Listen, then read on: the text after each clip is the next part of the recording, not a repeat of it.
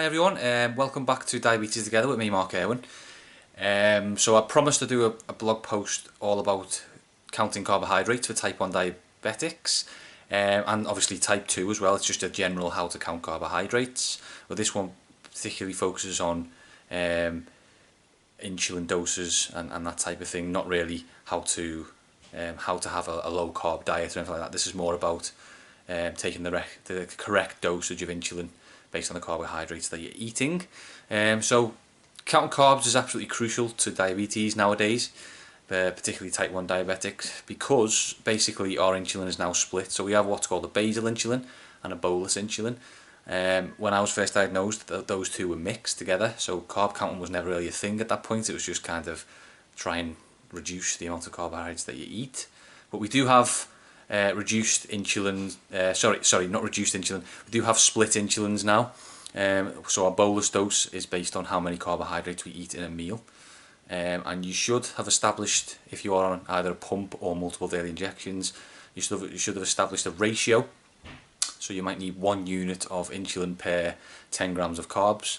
And that ratio might change throughout the day as well. So for me it's 1 to 10 in the morning, 1 to 10 in the afternoon, and then at tea time it's 1 to 8. And that's just basically something that you need to figure out yourself. So this video isn't about that. I might talk about that a bit more in the future, but this is not what this video is about. This video assumes that you already know your bolus to carb ratio, and if you don't, then obviously you need to speak to your healthcare professional or doctor, whoever it is that you see about your diabetes, and you try and figure that out, because that's quite important. Because if you don't get that right, then it doesn't matter whether you count your carbs, because that's always going to be wrong. Okay, so what I've decided I'm going to do, it's a bit of an ad hoc video really. It's just a bit crazy all over the place. I'm in the bedroom and I've got a load of food on the bed, so as you can see I've just organised a ton of different foodstuffs on the bed, and the room's a bit messy at the moment because we're just throwing things around and trying to get it out of the camera shot.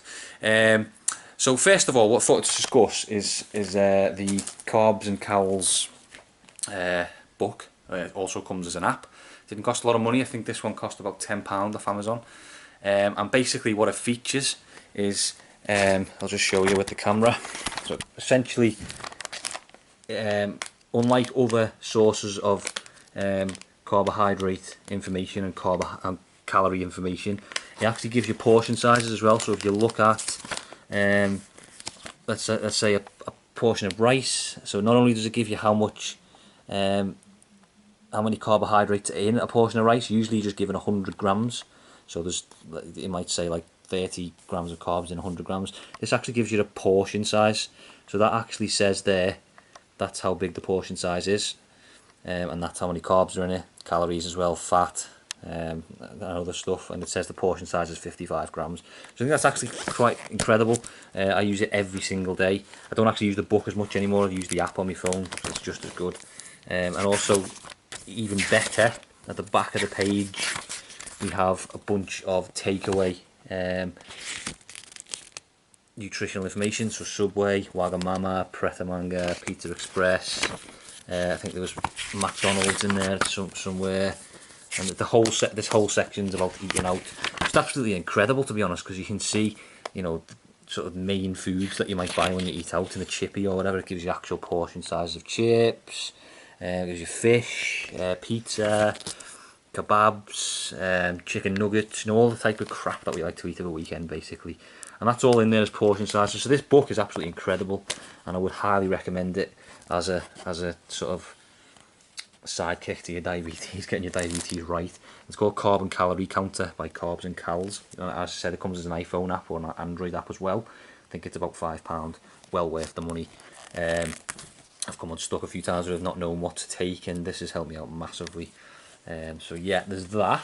And obviously we need to talk about sort of the types of carbs before we start getting into actual meals and food stuffs, which we're going to go through. And I'm just going to talk about how I might calculate the carbohydrates. Now, just a quick disclaimer before I do start showing you some stuff. This is not necessarily how everyone would do it. Don't take this as I'm an expert and I know exactly what I'm talking about, because I'm still working on things myself. But this is just how I would do it, and it's not necessarily going to work for everybody. So obviously take it with a pinch of salt, take some advice from it, and then if you disagree with anything, then you're perfectly welcome to disagree with it, because that's diabetes. Something works for one person, it doesn't work for another. I know type 1 diabetics who have to do completely different things to me for the same results. So such as going on a run, some people have to reduce their insulin by quite a lot and then reduce the bolus rate later on as well, and overnight. And for me, I don't have to do that. So it's completely different for different people. But the idea of this video is just to give you a basic introduction to carbohydrate counting for beginners, basically. So we're just going to go through some popular food stuff and sort of just decide how we might count the carbohydrates. Okay, so there's two types of carbohydrates we need to look at, and I think, and I'm not going to go scientific or anything like that, but we have what's called short-acting and long-acting carbohydrates. Okay, so we need to really think about that when we're taking a bolus dose. Anything with a load of fat in it, such as pizza, something with loads of cheese and it's got loads of fat in, other stuff like that. The fat in the food does slow down the release of the carbohydrates, so you have to think about that, and sometimes you have to slow your release of your bolus dose down. So essentially, if you're on an insulin pen, you might do 2 injections. You might do 1 as you eat, or pre-bolus just before you eat, and you might do half of it 2 hours later or an hour later.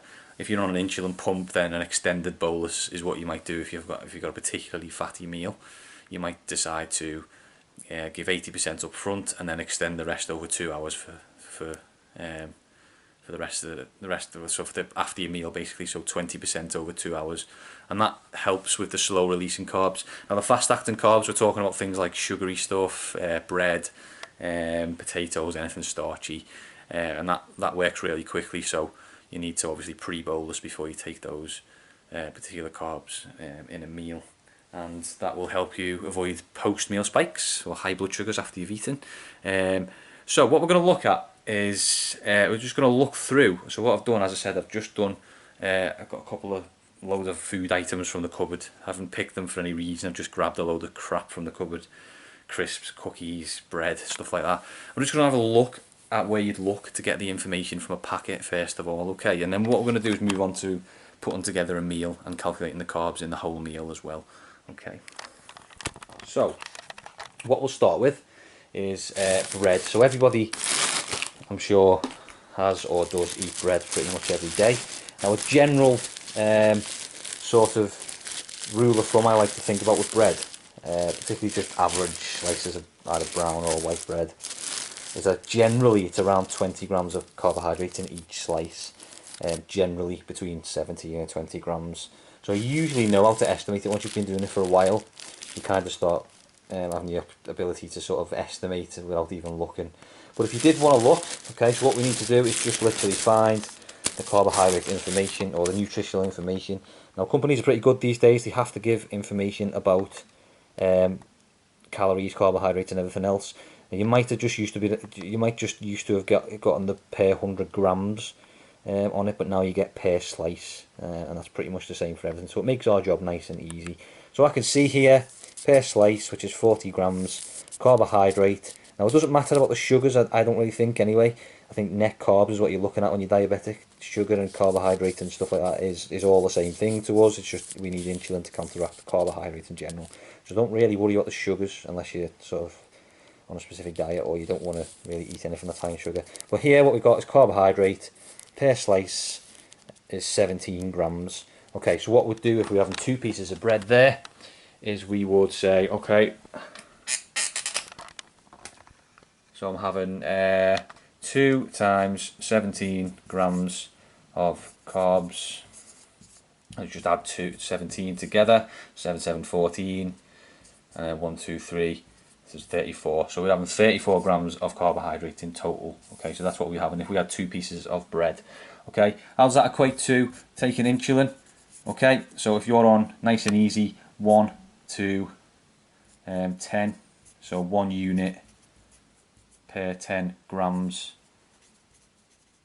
of carbs, and it's nice and easy there. We just divide that by 10 and that gives us 3.4 units. So that means if I had 34 grams of carbs in 2 pieces of bread, I would need 3.4 units. Now that's a bit complicated if you're not on a pump. If you're on a pump you can do 3.4 units, but if you're on a pen What you might want to do is you might want to think, well, I can't, unless you can do half units on your pen, in which case you could round it up to 3.5 units.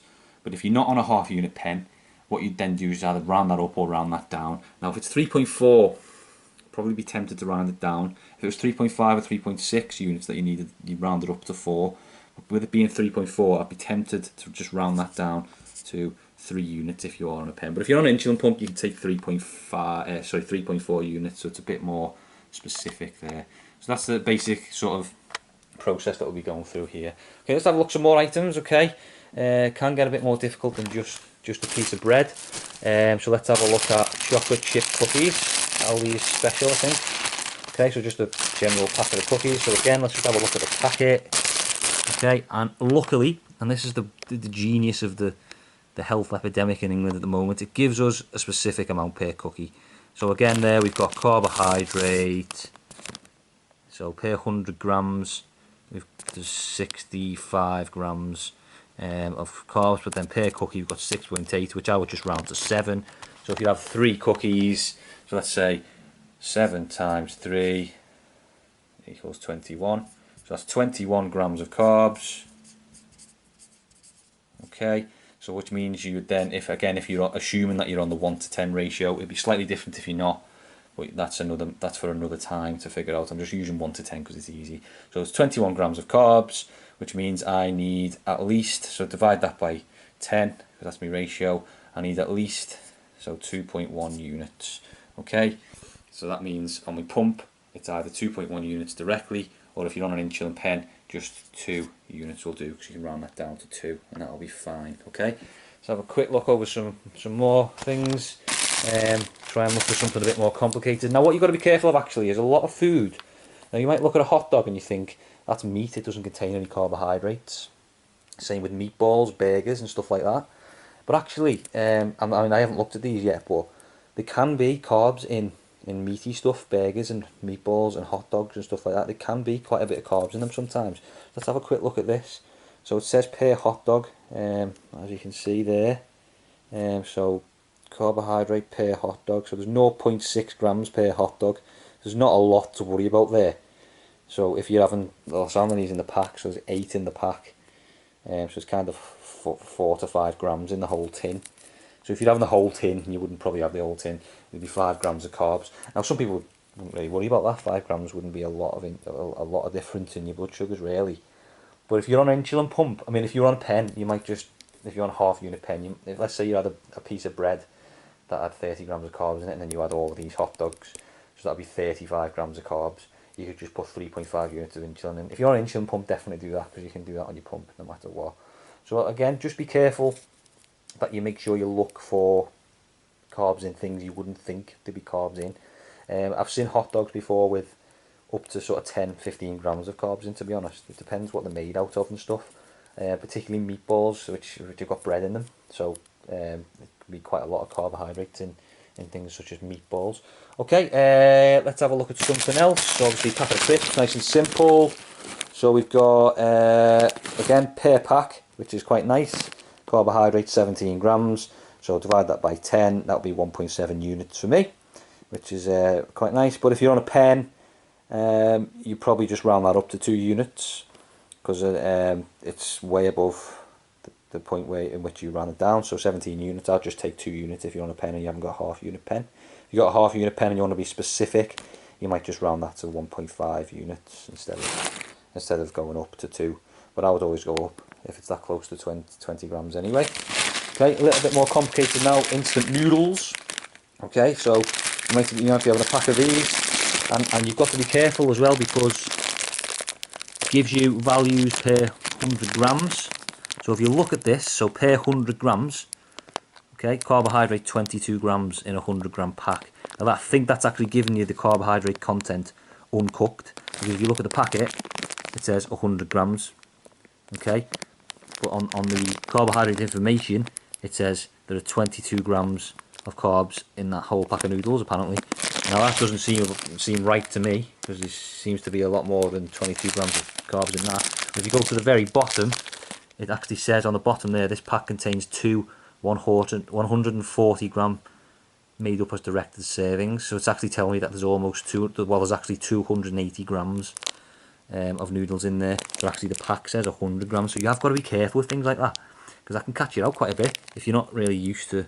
Well, I knew straight away that's not right, that, because a pack of noodles full of carbs, but actually you have to look out for things like that. So let's have a look at how we calculate that. Let me just rub off some of that stuff on the board, and we'll have a look at that. So let's say we're having the full pack. So the noodles contain, so it said 22 grams per 100 grams, okay, and there are 280 grams in the pack when it's cooked. Okay, so you have got to look out for that, because sometimes it gives you carbohydrate information based on uncooked when you want it for cooked, particularly potatoes and stuff like that. They might give you the nutritional information as an uncooked figure. I don't know why they do that, but that's just how it is. Just have to look out for that. So what we need to do here is figure out how many sort of grams are in the 280 grams that we're going to have. Okay, now we can get really mathematical here and start actually figuring the exact amount, which we won't do. What we'll do is we'll just make it simple. Let's just say there was 300 grams. Just round it up to 300 to make it nice and easy. So 22 times 3, so it's 22 grams of carbohydrates times 3, because we're having 300 grams, which is 66 grams of carbs, and that is cooked. So again, you would take 6.6 units, or maybe round it up to 7 if you're on an insulin pen, based on the 1:10 ratio. Okay, so that's kind of something you've got to be careful looking out for, because essentially, as I said, it gave you the uncooked value there, which is obviously not accurate, and you really have got to look out for that. Okay, so just going back to the noodles. So I did say originally there's 22 grams of carbs per 100 grams of noodles. I'll stop the video because I do have to correct myself. It's not the uncooked version, the uncooked information. It's basically the weight given on the noodle packet is uncooked, but that's actually the cooked value. Sorry about that. But anyway, what if originally I rounded up to 300 grams in total, but what if I wanted to figure out 280 grams, which is what it actually is? So I said in 300 grams there was 66 grams of carbohydrates, but that's actually 280 grams. So how would I figure that out? Okay, really quickly in my head, I know that 22 grams out of 100 grams in terms of carbs versus total content in the noodles, that's 22%. So 22 out of 100 is 22%. So all we need to do is calculate 22% of 280 grams, because we know that it's 22% of the content of the noodles is carbs. So what we do is do 10%. So 10% of 280 is 28. Okay, and then times that by 2. Okay, so 2 out of 28, and then we can do 2%. Well, we'll figure out 1% first. Okay, so 1% will be 2.8, and then we've got 2.8 again, because we're doing 2%, not 1%. And then we just add this up. Okay, so we've got sorry, just put that in properly. I'm all over the place tonight here. So it's 2.8 and 2.8. Okay, so let's figure that out. 8, 16, 18, 20. So we've got 20, and then we've got 246, and then we've got 0.8. So the actual net value of carbs in that particular item is 60.8 grams of carbs. So if you write that underneath, sorry, 60.8 grams. And that's actually quite a bit different to that, because you might take an extra unit of insulin for that. So always figure out the exact value if you can. But if you're not, then the other way around was good, to round it up as well. Okay, so let's have a look at something a little bit more complicated now. So when we're coming to things like cereal, so I've got a packet of cereal here. Now my cereal box has to be torn in half because it doesn't fit in the cupboard. But this is a packet of Aldi Frosties. Okay, the kids love them over a weekend. Now what we've got on the cereal packet is basically we've got per 100 grams, per 30 grams. Now to me, I've no idea what 30 grams is. I don't know what it is. So if I just pour a bowl of cereal, then I'm just guessing, aren't I? So that's where you need to start using scales. Now I've set a couple of set of scales up here. These are just kitchen scales. Okay. Now the best way of doing it is if you stick your scales on. Okay. Then what you can do is get a bowl. So this might be the breakfast bowl that I used. Stick it on, and you'll see it says 554 grams. On my scales I can set that to 0 when the bowl's on. Okay, so just press on 0, and that sets it to 0 with the bowl on it, which is extremely useful. If you can't do that on your scales, then obviously it said 554 grams was the weight of the bowl, so you just subtract that from whatever it is when you've put the cereal in. Okay, then what I'd do is I would literally just, I don't believe in pouring cereal out in my bedroom. I'll just pour whatever bowl it is that I wanted. So that's sort of, so that's 38 grams. I'm going to have 60 grams, I think. I'm really hungry this morning. Okay, I'm going to get to 60 grams. Okay, there we go, 62 grams. I'll just go for, let's just say that was 60 grams. Okay, I can't really do it properly because my hands got the camera in. So 60 grams of cereal, and then obviously you do the maths in your head then. So in 30 grams of cereal, there's 26.4. If you want to just round that down or up, then you might just say 52.8 grams, which is just 53 grams of carbs. So if you're on 1 to 10, obviously that's 5.3 units of insulin. Now, quite sugary this cereal, so you definitely would pre-bolus with this one. Sometimes you're tempted not to if it's the morning and you haven't got time, but definitely pre-bolus with if you're having sugary cereal like that. And that pretty much sums up the individual items that I'm looking at. So what I'm going to do now is I'm going to start having a look at 1 or 2 meals and just go through that as well, just to help you figure out how you'd calculate carbs in a meal. Okay, so what we're going to do is look at 1 or 2 meals now. We're just trying to sort of put things together in sort of the idea of doing a meal, which can be quite complicated and it can be quite simple as well. Depends on what you're having, really. If you're having a meal with loads of different items, then it can be difficult. If you're making your own meal or you're eating out, that can be even more difficult. I'll talk about that in a minute. But let's have a look at 2 sort of meals that you might eat during the evening. Okay, so we've got first one is chicken wraps. Just having chicken wraps with a bit of salad on the side of it. Okay, nothing fancy, just some wraps from Aldi. Okay, so the first thing I'm going to do is calculate how much is in the wraps I'm going to have 2 wraps, okay, and per wrap, well, they're called tortillas. There are 32 grams of carbohydrates per wrap. Okay, so I've already written, I couldn't bring the chicken strips up because they're in the freezer and they'd melt and then we wouldn't have a tea for tomorrow then. Okay, so we've got chicken strips, 17 grams per 3 strips, and then we've got tortilla wrap, don't even know if that's spelled correctly, but it doesn't matter. 32 grams per wrap. Okay, so that's the basic carbs in the food that I'm having. And now I need to sort out my portion size. Okay, so I'm going to have 2 wraps. So in one wrap there are 32 grams, so I'm going to do 2 wraps, which is 2 times 32 grams. Then I'm going to have, so we've got 17 grams per 3 strips. I'm going to have 3 chicken strips on each wrap. So I'm going to have 6 chicken strips in total. So I'll just put 6 strips. And that equals, so we're going to double that because I'm having 6 strips, not 3. So it's 2 times 17 grams. I'm also going to have some sweet chilli sauce. I'm going to have a massive portion of sweet chilli sauce. So sweet chilli. And I know from having this meal in particular, there's about 10 grams of carbs in the amount of sweet chilli sauce that I have. So I'm going to put 10 grams of carbs. So always check your sauces as well, because tomato ketchup, sweet chilli and stuff like that does actually have carbohydrates in it. There's quite a bit of sugar in it, especially sweet chilli. It's a very sugary sauce. Okay, so all I need to do is 2 times 32. Well, that's 64 grams. Okay, so we've got 64 grams in the wraps. 2 times 17. So we've got 10, 20, 27, 34. So 34 grams. Don't be afraid to use a calculator. I'm just doing it in my head because I'm kind of just used to it now. But use your calculator on your phone. It's quite easy then. You can just do 2 times 32 equals 64, blah, blah, blah, blah.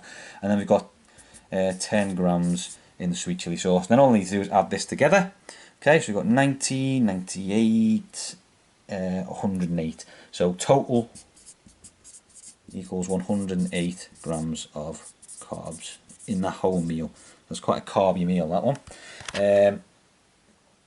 Okay, so what I would then do is I'd use my insulin ratio, and again 10:1 ratio, which means I would need 10.8 units. And if you're on a pen, round it up to 11.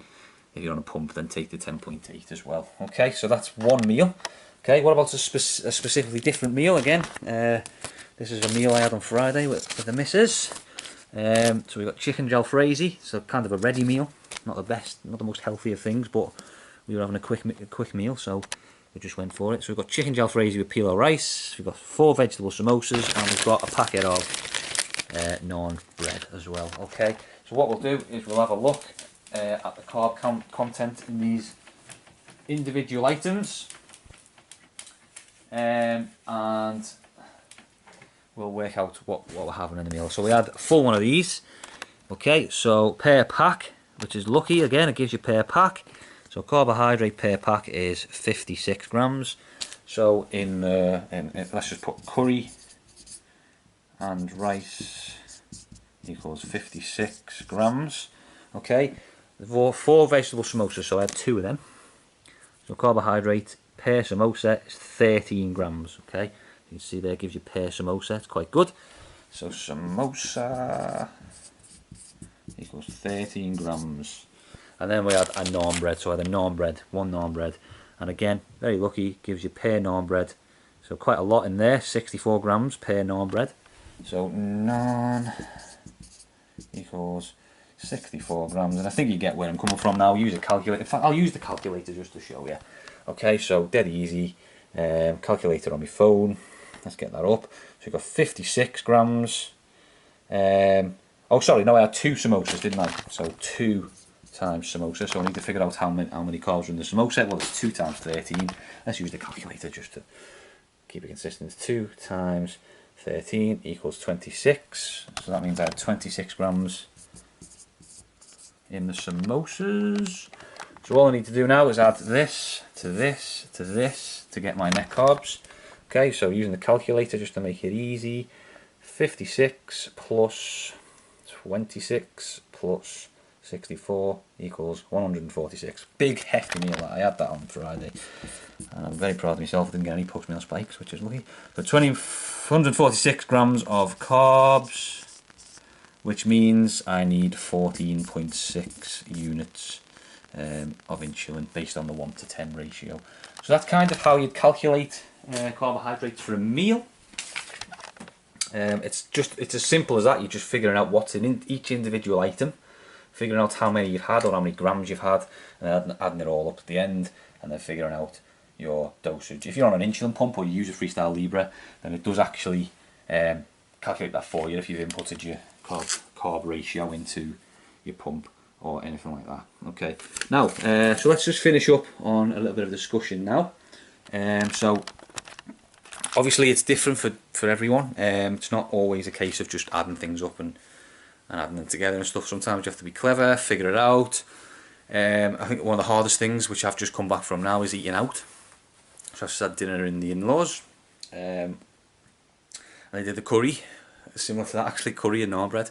And I'm alright, I can ask for the packets and I can look at the information on the packets and do the same thing. But if you're going to eat somewhere where you can't do that, and it's just a case of using intuition. If you're having a meal such as curry, rice with a naan bread, you kind of know how many carbs are in those items. Just guesstimate, make a sensible estimation.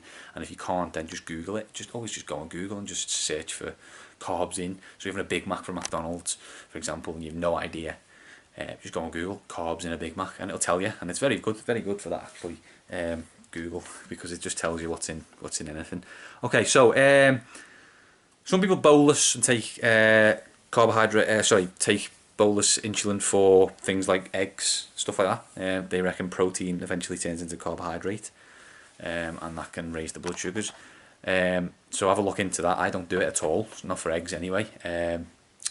I've never really found that it raises my blood sugar to any significance anyway. It probably does, but I've never taken any bolus for eggs or meaty stuff or protein. But some people do, and they swear that it does actually raise the blood sugar. So definitely have a look into that if you've found that as an experience. Also, vegetables. There's still carbohydrates in vegetables and some salad as well, tomatoes and stuff like that. Even if it's only 2 grams, you've got to add that to your meal. You noticed earlier on that I added the sauce onto the meal. Things like that you've got to really get used to.